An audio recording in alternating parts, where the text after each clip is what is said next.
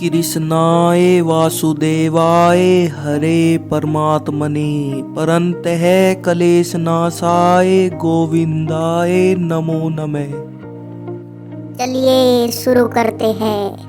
20 फरवरी 2022 को रसिया ने यूक्रेन के कुछ हिस्सों पर आक्रमण किया और कब्जा कर लिया। इसी दिन से रूस यूक्रेन वार का एक प्रमुख विस्तार चालू हुआ। इस अटैक के कारण दोनों देशों में हजारों मौतें हुई। जून तक लगभग 8 मिलियन यूक्रेनियन देश में विस्थापित हो गए थे, लेकिन फरवरी 2023 तक 8 मिलियन से भी अधिक देश छोड़कर भाग गए थे। हम और आप उस टाइम को महसूस भी नहीं कर सकते कितनी भयानक स्थिति थी वहाँ। अटैक 20 फरवरी 2022 की सुबह रसिया के राष्ट्रपति पुतिन द्वारा यूक्रेन के विमुद्रीकरण और अनाजीकरण की मांग करने वाले विशेष सैन्य अभियान की घोषणा पर शुरू हुआ और मिनटों में रूसी हवाई हमले और एक जमीनी अटैक बेलारूस से कीव की ओर और उत्तरी मोर्चे के साथ और खार्किव की तरफ भी एक और उत्तर पूर्वी मोर्चा, क्रिमिया से दक्षिण मोर्चा और लुहांस्क से दक्षिण पूर्वी मोर्चे पर शुरू किया गया।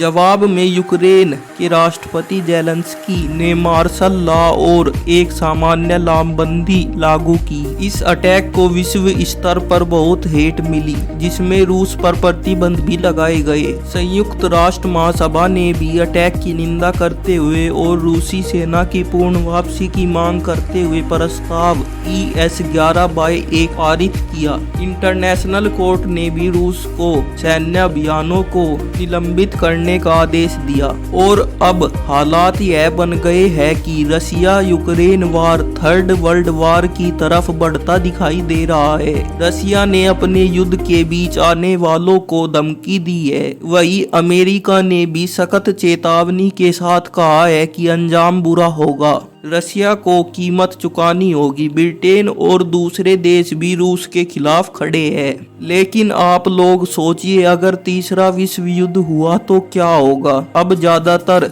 हर देश के पास न्यूक्लियर वेपन है और एक न्यूक्लियर बॉम्ब 100 किलोमीटर के दायरे में सब कुछ नष्ट कर देता है, तो आप अपना अंजाम देख सकते हैं। तो वापिस टॉपिक पर आते हैं। यह युद्ध की प्रमुख वजह यह भी बताई जा रही है नाटो कंट्रीज यानी नॉर्थ अटलांटिक ट्रीटी ऑर्गेनाइजेशन, जिसे साल 1949 में शुरू किया गया था।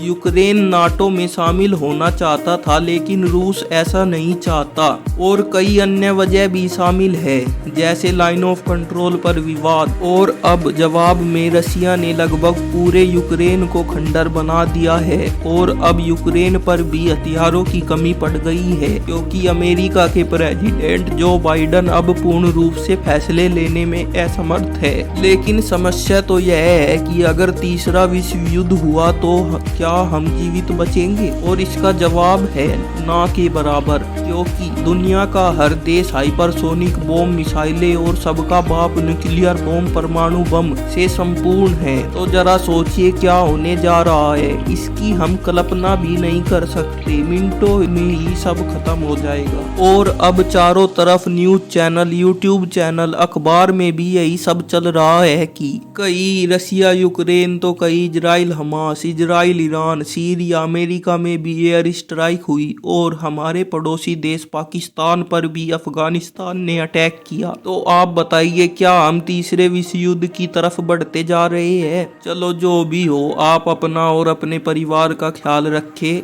और अगर आपको यह कंटेंट पसंद आया और इन्फॉर्मेटिव लगा तो हमारी फैमिली का हिस्सा बनिए। धन्यवाद।